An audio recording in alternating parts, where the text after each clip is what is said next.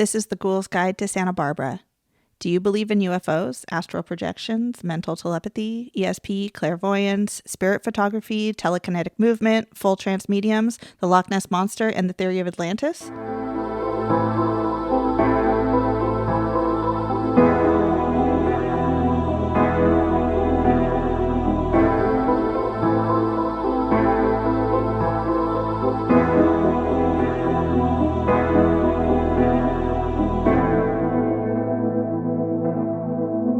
Any guesses? Okay, is it Beetlejuice? No. Is It's it? not Ghostbusters. Beetlejuice. It's Ghostbusters. Oh, okay, yeah. All right. It's Janine. It's a job is, interview, right? It's when Winston comes in to audition and he says, if there's a steady paycheck in it, I'll believe anything you say. That's and right. she says, and Stantz says, beautiful, you're hired. I need to right. rewatch, obviously, because I'm getting It's them so mixed good. up. Such a good movie. I tried really hard to not go with an 80s movie, but Jen, I intended to save Ghostbusters for when we get an email of somebody's ghost story. you can still use that one. Because then we have to do Janine. we got one! That movie is so endlessly quotable. Yep. It's just, oh God, what a cast. Yep. So good. You know what? I also like Ghostbusters too. Ghostbusters 2 me is too. It's not great the too. same, You know what? but I enjoy it. I enjoy that is one of those movies where, or one of those, I guess, series, not, it's not a series, but like one of those universes that I actually enjoy all of them. Yeah. Yeah, me too. Even the cartoons from like, Yeah. when I used to babysit this kid that would watch the cartoons. They were good. I Janine was forgot good in about them. the cartoons. Yeah. Everything that they've done is great. The new movie was amazing. Hot take. I liked the one with the ladies I better. was just Me gonna too. say I liked the all female one. I liked that it was its own thing. Yeah. It was entertaining. It was funny. Again, great cast. Yep. Like they're good movies. I love them. Yeah. The fight scene in that movie, the redo with just the ladies. I don't know what to call it. Like the female cast, Yeah. I guess you could say. It just always All- makes me think of that Vine where the guy's like, an all-female Ghostbusters? What's the world coming to? But I like it, and the fight scene in it is amazing. Kate McKinnon is great. Yeah. Oh man, They're all so good. I Kate love it. McKinnon is. And Chris Hemsworth is hilarious. He's really in it, funny. too. Like I didn't know. Yeah, I mean, he's pretty funny, but that just surprised me. yeah. And the new one's great. It has a different vibe. I enjoyed it a lot. I mean, it was all right. I mean, I think just because yeah, it's a lot of these newer releases or remakes, Reboots, whatever you want to call it. Yeah. yeah, whatever. Newer movies in these series are very clearly tied to nostalgia. Yeah, yeah. And some of them it's done better than others, and that one just I mean, Paul Rudd. Can't go wrong.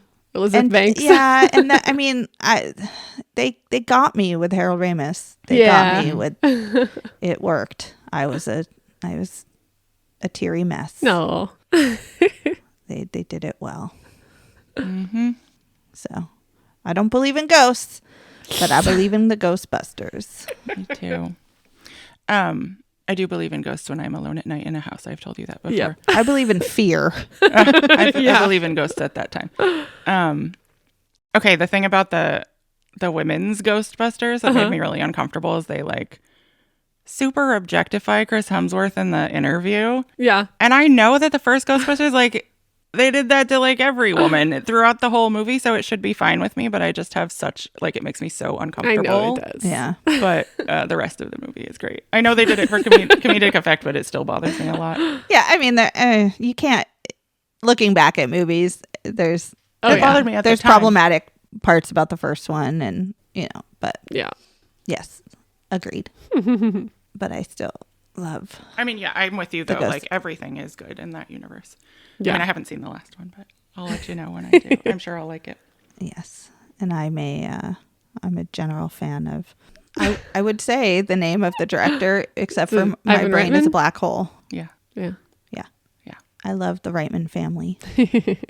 So that was an excellent quote that I failed to Good identify one. real badly. This is the Ghoul's Guide to Santa Barbara. the podcast where we tell you the spooky, scary, dark, weird, and or murderous history of our weird little town, Santa Barbara, and its surroundings. I'm Summers. I'm Jen. And I'm Liz. And today Liz is going to tell us about, okay, I have to say this with the correct tone, Dennis Miller, murderer? Thank you. Dun, dun. Excellent job on my intro. I thought I was being super cute with my little title. No, I like it. So I don't know if you guys know, but, or if our listeners know, but Dennis Miller, the comedian and actor, is a Santa Barbara resident. I'm pretty sure he still is. I don't know that. Oh, you didn't know that? Is this actually about him? Like the SNL guy? You'll have to wait Oh, and okay, find out. You heard it here, people. Don't quote us on that. No. So, no, we don't want to upset Dennis Miller. This is in fact about a man named Dennis Boyd Miller.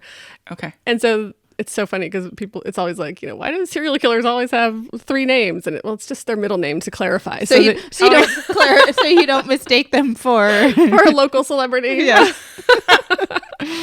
So anyway, please enjoy my joke title. I thought it was good. I thought we were going to find out that he was there at the time of a murder and... No. It's a different Dennis Miller. That's it. I'm out of here. Okay. Jen has left the chat. Okay. So, this story is about... So, Dennis Boyd Miller, murderer, period. But also about an artist named Giovanni Schoeman, I think is how you pronounce it. Maybe Schumann. I'm going to say Schoeman. He was born in South Africa. We should call this Dennis the Greatest Schumann.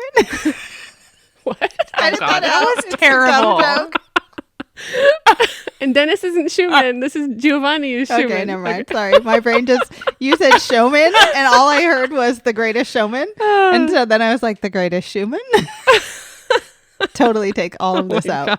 Nope. Stop it. I actually had a moment where I was like, that can't be the joke that she's making. That's not Jen. And then, oh, no, it is. Take this out. Oh, no. I will not. I'm going to edit this episode. Okay. All right. So Giovanni Schoeman, I don't know what I'm going to say. Giovanni. So Giovanni, born in South Africa, studied at the Johannesburg School of Art. Please correct my pronunciation if I'm saying something wrong. He studied in That's London. pronounced baloney. Sorry, you can re-record that sentence. Just re-record the sentence. Oh, I love it. So, okay. Giovanni, yes, he studied in the Johannesburg School of Art in London, in Milan, and he created metal sculptures in the brutalist style. And using a technique that he, I guess, contributed a lot to and really developed it, and it was called the cold cast resin metal technique.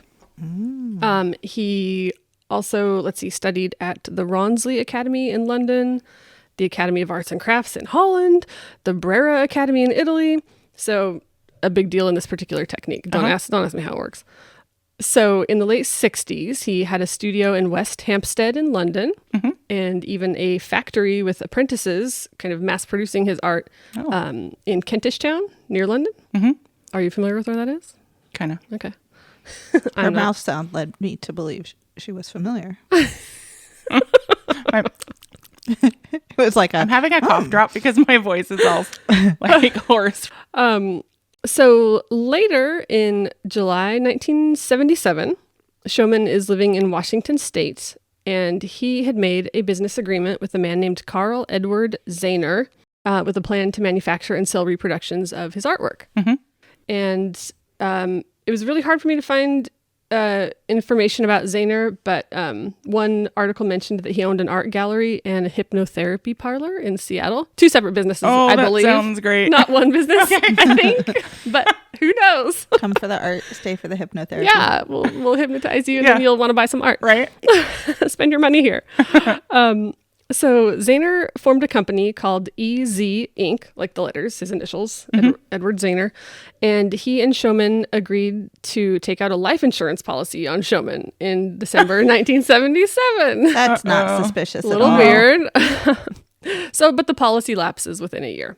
Okay. In April 1978. Did they have some reason to believe that he would? I don't know. die Like, I that guess year? it was just because, like, he was investing money in this man and his art. And so he was like, well, if anything happens to you, you know, like it's going to hurt my business, I guess is the justification. But like Showman agreed to it. So I don't know. It's weird.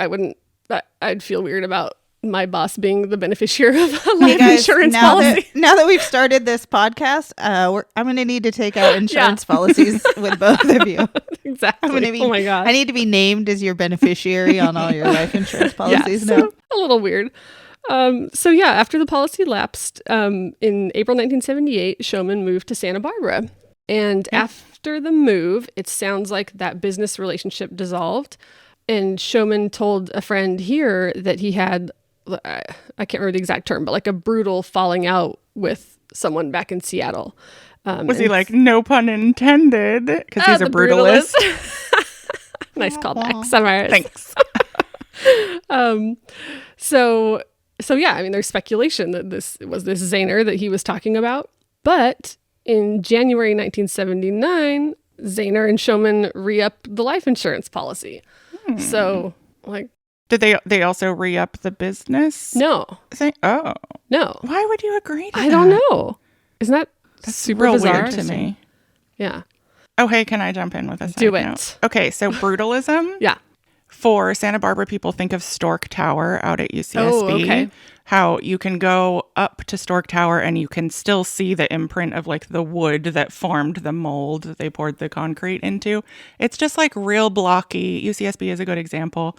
I love brutalist architecture because it reminds me of my childhood and my dad out at UCSB. So I'm in a Reddit group for it. Oh. And it's like, there's not a huge amount of it in the United States, but it's pretty cool. It's like just this weird, blocky, industrial looking thing. But Stork Tower is a great example. That's interesting. So the artworks that I saw are mostly kind of like wall hanging sculptures, and it's cast metal, but like a lot of it is formed into like birds, like shapes of birds, but kind of flat, like on, not like flat, but like it's a wall hanging, like a lot of it. And there's some other like sculptures, more kind of like standalone piece that you would set on a pedestal or what have you. But yeah, we'll put some photos on the socials of his work. So in 1980, Giovanni is 40 years old. He's living in Santa Barbara with his girlfriend, Kimberly Roberts, who is 27. How old was he? 40 and 27. All right. I'll allow it. Okay. Consenting adults. Clearly I noted it because I was like, oh, that's a big age gap. Yeah, I have a big problem with age gap relationships. Yeah. But. It's like 3 years is good. I'm glad that my marriage is acceptable to your standards. Well, I'm more permissive. I'll say 10 years older than me and 3 years younger. I don't know. Oh, okay. Yeah. I don't know. I just like, especially at that age, like At I was 27. very, very immature. I still am, but like I was very immature in my 20s. Yeah. So like anyone older, I would have just let me push all around. So. Yeah. Right. So I don't know. It was the 80s, right? The wild, wild west. That's right. So he apparently had opened an art gallery in Solvang. And yeah, back to Solvang. We like a Solvang callback. We do. He had a business associate named Cornelius Moll, Moll, Moll. Okay. Okay. Balances out the Cornelius. Yeah. Who was also a native of South Africa and a chiropractor in Ventura as well. So I don't know. I feel worse about chiropractors than I do about age gap relationships. Oh, do you really? Yep. So chiropractor. So he's a chiropractor in Ventura and owns an art gallery. No, Giovanni had the art gallery in Solvang, but they were business associates somehow. I don't know how. And bros. Okay.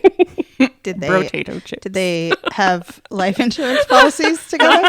Not that I know of. That's how you tell if someone's really your bro. Right? Oh, you guys don't love me. You don't. That you're aware of. Do you have to do I have to okay somebody having a life? Could I just be like, I'm going to take out a life insurance policy on I'd like to some random person. Betting. Yeah. No, Yes. I think you have. Okay, I think a lot of times people didn't agree and it was forged, but I think, right? Have to, Technically, consent? you do I have don't to know. sign it, I think. Huh. Okay. Interesting. I don't know. I don't know. If I can't add whoever I want onto my medical insurance, I would hope that I can't take out a life insurance policy on someone else. Let's try it. Let's just pick a random person. See if they I'll let let you us do it if you add me to your health insurance. Right? Oh my gosh. Okay, so now our story takes a dark turn. Clearly, it's about a murderer. Oh, I thought this was an SNL episode. No, sorry. It was already dark with that life insurance shit. Okay, well, that's gonna get darker. That was some foreshadowing. I Okay, think. yeah, could be. Wait, is this show about dark topics? Okay, If you tuned in for a heartwarming, uplifting story, right, you're in the wrong place. a Dennis Miller comedy bit. This is not the place for you. We just trauma dump, cry, and tell you about horrible things. Yes. So on January 7th, 1980, no, I said in late 1980 earlier. See, I got a little confused about the dates. I don't know if they died in late 1980 or early 1981. Who died?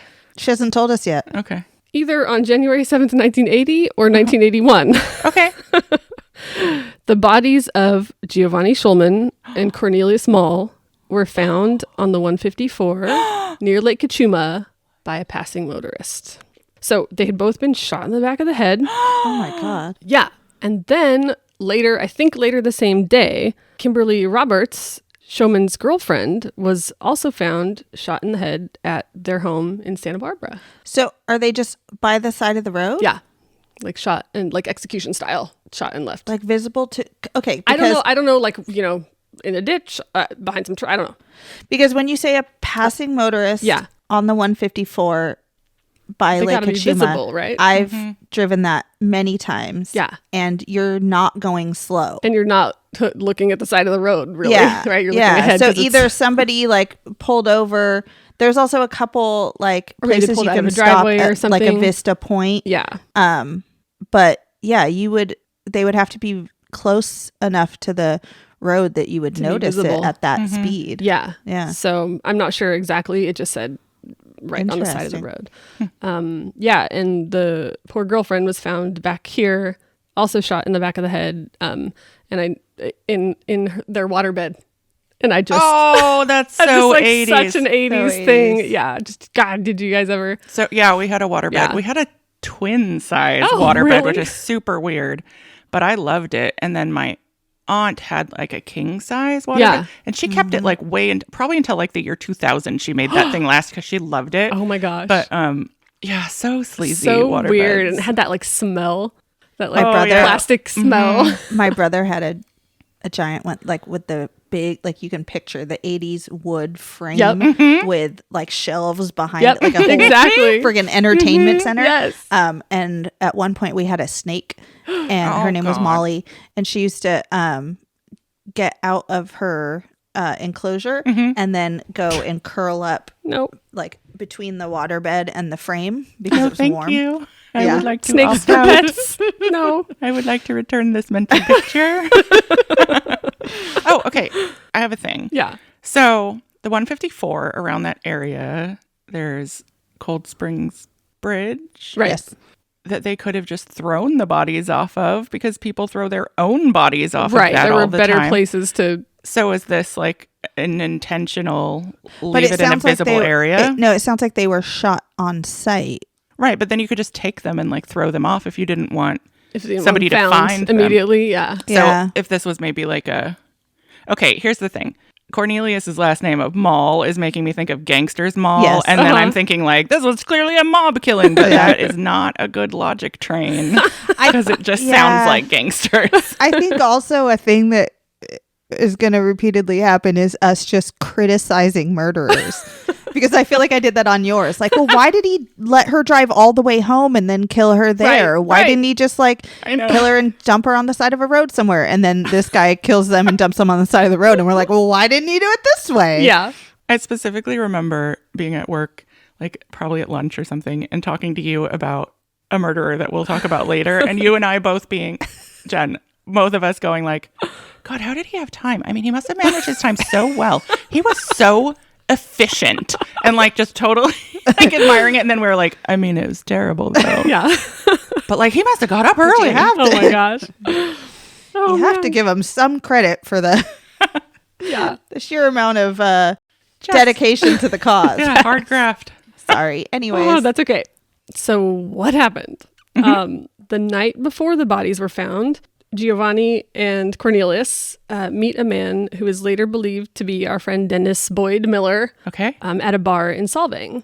So at some point, Miller had traveled to Santa Barbara and met showman Giovanni, but he introduced himself as Paul Warfield, an import-export dealer from Phoenix. George Costanza. Yeah. That sounds made up. Yeah.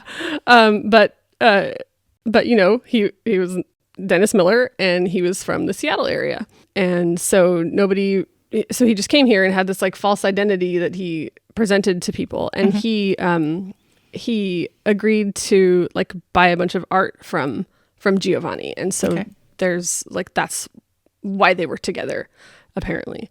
So there were other reports that Miller and Schumann, I'm really struggling with flipping from last names to first names. I know. So there are reports that Miller and Schumann were involved in an international diamond smuggling ring. Oh. And like, that's why they were involved together. But I like them so much better now. right. And so like police theorized that Miller killed Schumann as part of a diamond theft and killed Mall and Roberts to eliminate witnesses and people who could identify him.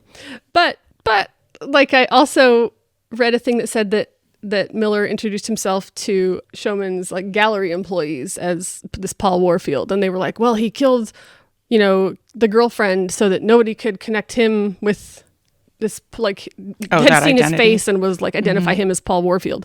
But like if all of these gallery employees also met him, like, he, you know, come on, dude, you didn't also go kill those people? Yeah, he Like, didn't realize they saw the you. scope of killings he would need to accomplish, and he just got tired. Yeah.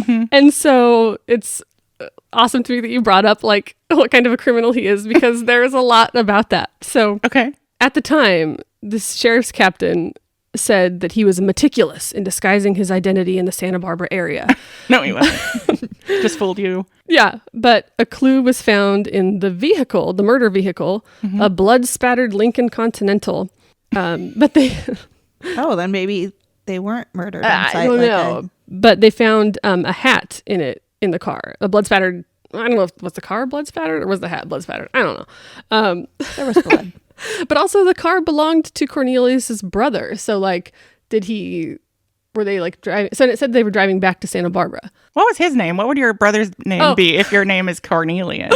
Just take a guess. Oh, I have no. Constantine. No, much simpler. I'm not guessing. Joe. Rhyming. Fornelius. I think she meant rhyming with mall. Oh, I did. Paul Mall. Paul Mall? Paul Mall. No. Yes. That's a kind of cigarette. I was just going to say, isn't that a form? These people are bad at names. Paul and Cornelius? I bet one of them is a family name. I feel like that Is it happens Paul? a lot. Paul is yeah. No, yeah. I bet Paul is like the second brother because like yeah, the I bet. Yeah. the firstborn gets like the family like Yeah. distinguished name. The second kid just gets Paul. Well, we like this one. We like this name. I've always liked it.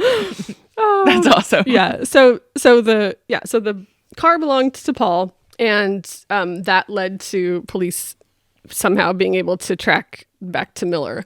I don't really Wait, I so don't it know. was one of the victim's brother's car, and Yes. somehow they used that to trace it back to maybe the hat that was in there led back Oh, him? okay.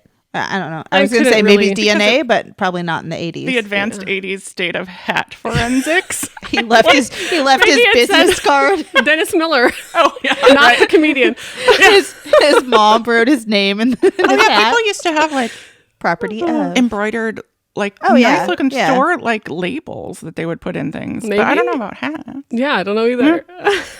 So okay. See that now I've been talking about it a lot lately, but that reminds me of in Good Omens where the inside of his hat says "Thou shalt not commit adultery, Pulsifer." Oh, Yeah. that's right.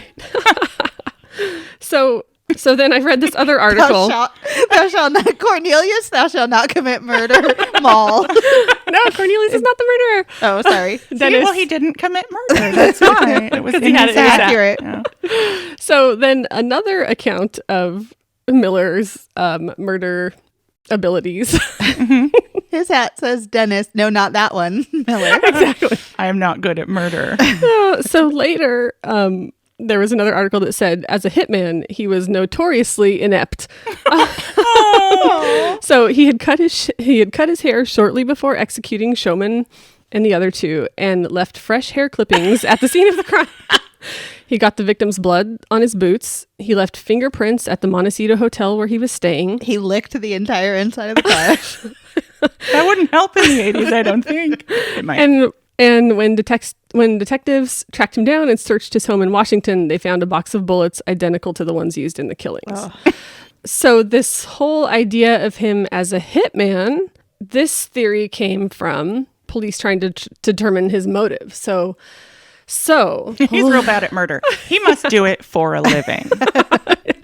So he had told some people, like, I don't know if locally or like back up in Seattle, like he had told people that he was like a CIA hitman.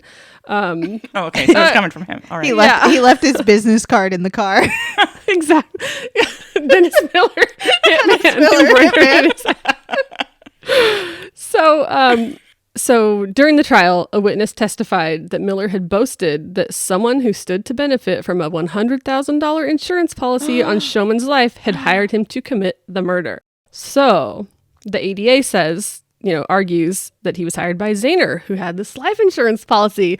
Foreshadowing. An ADA is assistant. Yes, district district attorney. Yeah. And so Miller enticed Showman into a private meeting under the pretense of purchasing his artwork.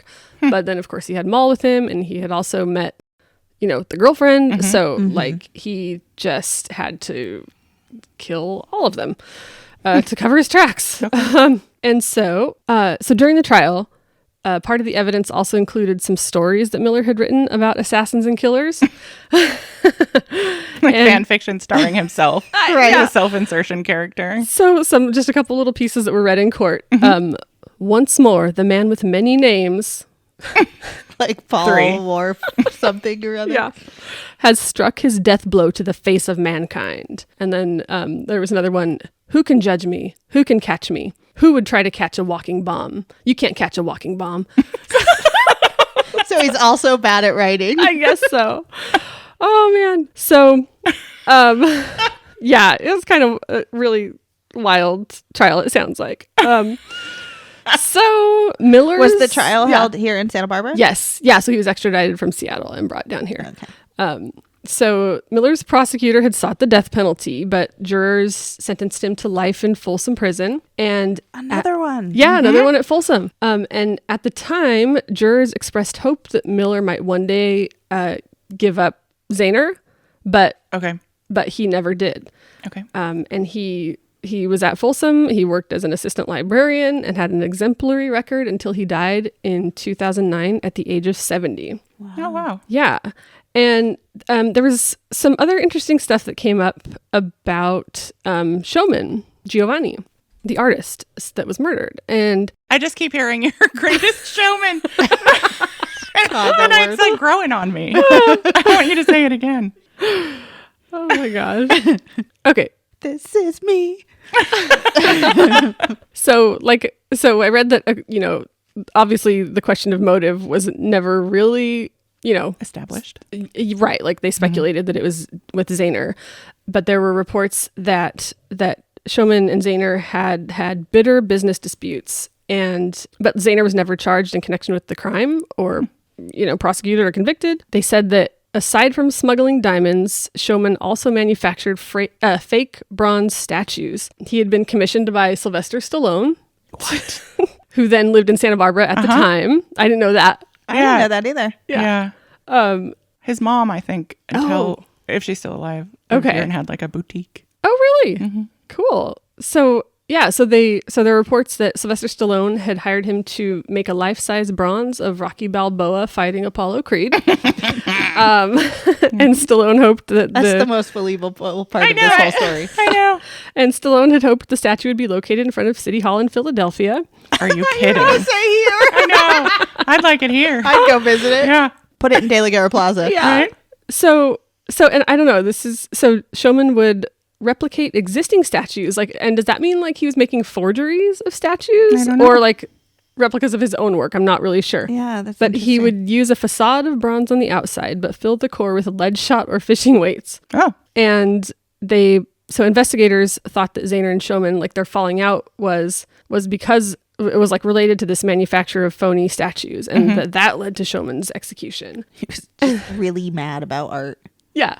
And so then there's this other, okay, so then there are two women. Okay, so there's Roberts, the girlfriend, so it says that she befriended Miller. So like maybe she was a connection in how they met. I'm not sure, but she met him at a Washington bowling alley. And then later, it's so convoluted. I don't know. Okay. But she had apparently been arrested for smuggling diamonds in her bra. Well, where else would you? Oh, I know. Never mind. Oh, right. Yeah. There are other holes. Yeah. So apparently... Your bra isn't a hole. Edit that out. But then this other woman comes up later who was arrested in Seattle for also smuggling diamonds in her bra. And like there's talk that she's connected to Miller. I want to know about those ladies I know. and their bra diamond smuggling operation. Yes. Next episode, please. Okay, well, if I find out more, I will tell you. But I mean, it's the 80s. Maybe they just put them all over. They just had diamond encrusted bras bedazzled. like Madonna, but they were just real. just right. I pasted them to Liberace. Oh my gosh. So, yeah. Okay. So, girlfriend, what is her first name? Kimberly. So, Kimberly is from Washington as well. Yeah. And got a little confusing. Moves down here and then meets. And is living with and dating Giovanni. Yeah. Interesting. But like she knew Miller ahead of time. Yeah. Yeah. But then this other woman, I think her name was Beverly Guy, had also been arrested for smuggling diamonds, but then like wasn't convicted. I know. Super weird. So anyhow, like during the investigation, there was like one report of, the police wanted to talk to Sylvester Stallone because he was friends with Giovanni, and Sylvester Stallone was like, no, I haven't seen this man in 4 years. Police have not contacted me. Leave me out of it. Yeah. He was like, you're using the term friends really loosely here. Right. I arranged to buy a statue. Oh my gosh. So did they pin it on Miss Piggy? Like my little Muppets thing. I'm going to edit that out. It was not fully formed in my head, but that's a great Muppet caper. I was just going to say oh God, what is his name? Charles Grodin. Charles Grodin involved. Yes. Charles Grodin. The steamy relationship with Miss Piggy. Why did I have a crush on him? Because of that movie? He was hot in that movie. Yeah. And his talk show later. Anyway. So a little bit more about Giovanni's art. He maybe still has a substantial and loyal following of collectors and major commissions during his, while he was alive. I was like, no current major commissions. Probably not following through on major this. Commissions at the time included sculptures for Rolls-Royce, the British Museum, and a piece for the movie Rocky 2. The British Museum was like, we've stolen a lot of stuff, so maybe we could just buy some new stuff. Right, or just have some fake replicas made by this guy. Right. And are there any of his art in the Santa Barbara? Oh, that's a Museum good question. I don't know, Jen. Really good question. But his work appears in private collections, at least at the time, including Sylvester Stallone, Burgess Meredith. Who's that? Some actor, right? Okay. Elizabeth Montgomery. Oh, from Bewitched. Yeah, she was the witch. Yeah, okay. I was like, could not figure out the name in my brain. Carl Weathers, also of Rocky fame. Yeah. Apollo Creed. Billy Preston. Nope. No. Okay. Dizzy Gillespie. Dizzy Gillespie. And I found a little screenshot. One of his pieces is hanging on the wall in the background of a Mad Men season 1 episode. Oh, neat. Yeah. So yeah, that's Dennis, not the comedian, Miller, the murderer who killed 3 people in Santa Barbara. That's amazing. That's wild. I'm interested. So they found him guilty, but like I'm curious to find out like how they proved intent. Like what was the story that came out of it? Like did they? I mean, they may have had evidence to tie him to the murder, but like was there any situational? They said it was for this life insurance policy, but they just couldn't. But they couldn't. But he never admitted it, and they could couldn't never pin tie it to Zahner. Yeah, and was Zahner ever like brought in? Did he testify? I don't think so. Interesting. Yeah. So he was just back in Seattle, like doing his hypnotherapy art gallery. That's so weird that they couldn't. It's interesting to me that them saying, "Oh, well, it was for this life insurance policy," and just the sheer fact that this guy kept taking out life insurance policies on this guy wasn't enough. To enough motive. Bring him in. Right. Yeah. Right. know, Like, did they right? even interview him? I don't know. Yeah. So that must have been kind of, I would guess that means Accepted. that was an accepted practice Yeah. for business arrangements of that type. I don't know. Yeah. So But it sounds super sketch to me. I know. So a little bit about that. I almost just said, I'm trying to think of what context that would make sense in my life. And I was like, well, I guess like if you hire like an au pair or a live-in person to care for your children and you have a lot of at stake for that person staying around to watch your children, then maybe you could take out a life insurance policy. And then I'm thinking that would be the most suspicious thing I've ever heard. If it was I would like to invite this person into my home and then take out a life insurance policy on I can't come up with a context that would make sense in my life. I agree. For a non-relative. I do know a couple that have like a huge life insurance policy each on the other because just in case one of them dies. Yeah. But that's more normal. That's not like a business arrangement. I think like I'm definitely the beneficiary on my husband's life insurance and vice versa. And I've known like people that are in really long-term relationships but that aren't married. But then like if one of them ends up, like getting sick or something, like they I guess that's not the same context because you can't take out a life insurance policy once you have a pre-existing condition. So I think that's probably why I've seen people like that will eventually get married. So in 1986, Giovanni's wife, not his live-in girlfriend who got murdered with him, his wife sued the New York Life Insurance Company for wrongful death because they had issued that life insurance policy. Because it was like a motivation for Yeah, murder. because it led to his murder. And so they said that, she argued that they acted negligently in reinstating the policy because they should have known that EZ Inc. had no insurable interest in the life of Giovanni Showman. Okay, because they weren't in re-upped business. their business. Yeah. Okay. So anyway, it sounds like that case was dismissed and they were just like, sorry. I mean, it sounds like a reasonable... When were they married? I don't know. And I don't know, like, was she still in South Africa? Because I don't think she was here. Yeah. So did what's his name? The guy with the insurance policy. Did he get a Zahner. Did Zahner get a payout when he was murdered? That was not clear to me on whether or not he got a payout. Yeah. Because I would feel like someone inheriting a bunch of money right after you die who doesn't really have any familiar connection to you would also be a huge red flag to bring that person in during the trial. For sure. For murder. Yeah, and I couldn't find anything about them. I mean, not to say that they didn't, but I couldn't find anything about him being questioned. Yeah. So, I mean, I'm not here to tell these detectives how to do their job. Right. But generally, you look at who we tell seems murderers benefit. how to Yeah, murder. exactly. We tell police how to police. but who seems to be the person to benefit from this person's death?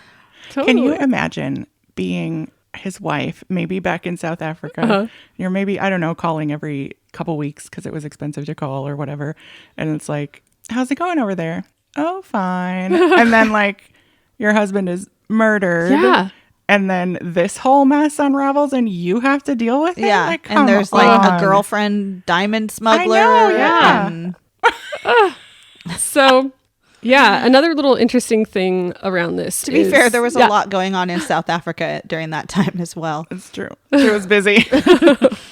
So, just another little thing that's tied to this case is in 1981. So, gosh, I don't know when the trial must have ended in 1981. But in 1981, he had a lawyer file a legal complaint against the Santa Barbara County Jail for overcrowding, which led to an over 30-year-long case against the county. One of the longest running court actions in Santa Barbara. So the jail was, quote, intensely overcrowded and filthy. There was a 2009 article in The Independent, and at that time the case was still active. Wow. And it reported complaints of bugs in the food, triple bunking, so like the bunk beds are 3 high, people sleeping on the floors. But nobody was willing to come forward because they were afraid of like, blowback from like the guards or whatever. And so Miller had been sentenced to life without parole. So he was like, well, I don't have anything to lose. So like, I'm going to file a complaint. And like 30 something other inmates finally signed on, but it didn't get any traction until finally a couple of the deputies that worked there were like, oh yeah, like the conditions are bad and it makes it unsafe for us to do our job. Oh. And so I don't know whatever really came of that, but yeah. That's a long case. That's like Dickens long. Yeah. Like Bleak House has this case that like goes on for generations and generations. It sounds like that to me. That's so interesting. I wonder what happened with it. Yeah. And if that's why we heard so much about jail overcrowding when we were kids. Like I feel like that was always a topic. Yeah. Still is, maybe. I don't know. Interesting. Yeah. I'll have to check into what the resolution was on that, or if it's still. I don't know if it's. I don't know. That sounds if like it's still active. Okay. But I mean, they just built that new jail in North County, right? Yeah.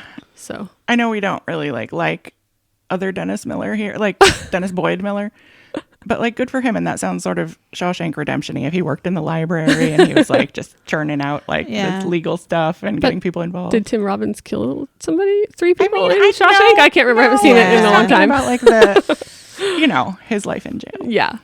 Yeah. I was wondering though, like if Zahner only stood to get $100,000, like how much did he offer Miller? $3 and he still did it. Oh man. Maybe he was new to the hitmanning. I know. He's So it was like a bargain. Maybe it was for exposure. It sounds like it was, but it didn't work right. And it took him till afterwards to realize that's the last thing you want as a hitman. Yeah. Maybe he was just sick of working. Oh my wanted to go God. to jail. Maybe he was a hobbyist, a hobby hitman. I know. I couldn't really find like what was his life in Seattle, like Miller. You know, what was he doing up there?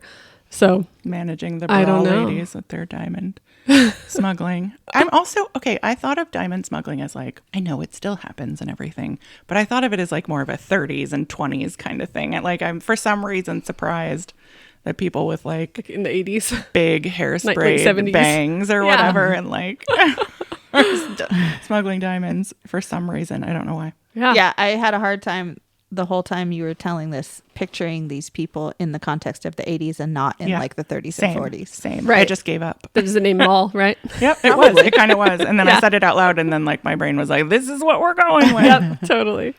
So was awesome. my apologies to comedian Dennis Miller for using your name for some... For comedic good, purposes. yeah. I would hope if anyone would understand, it would be a comedian. Yes. Yeah. Oh, okay. So do we have a question about this case or anything else for the Magic 8 Ball? Is comedian Dennis Miller also a murderer? No, I don't want to get sued so early in the podcast. You said no factual question. I was I going to say, know. does Dennis not Miller still factual. live here? Oh, I Googled it. I think he does. Okay. Yeah. Let's see. How about, were the bodies left at the side of the road as a message or just out? Oh, no, I can't do an or. Yeah. Was he was just gonna being s- sloppy? yeah. I was going to say, Did E. Zanger do it? Yeah. Did Zahner do it? did Zahner do it? Did he hire Miller? Was it all for the money? God, like if you were only getting $100,000, how much would you pay a hitman But what was $100,000 in the 80s? 1980s? Signs point to yes. Oh, We agree. All those signs do point to yes, if you ask me. totally. Oh, that was a really interesting story that I They had could never have even saved heard. so much time on that trial if they just I had a know magic 8 ball. That's right. They had an 8 ball. Oh, so I got lots of information from Summers' favorite, the Daily Nexus, Woohoo! the Santa Barbara Independent, a website called upi.com, which I think just has lots of like legal information, and another one called justia.com, which also has I've kind of yeah. have you so lots of just kind of court case information and Awesome. stuff. So. So we'll link your sources on our website, Yeah. ghouls.guide2sb.com. Yep, and Awesome. share some photos of Giovanni's artwork on the socials.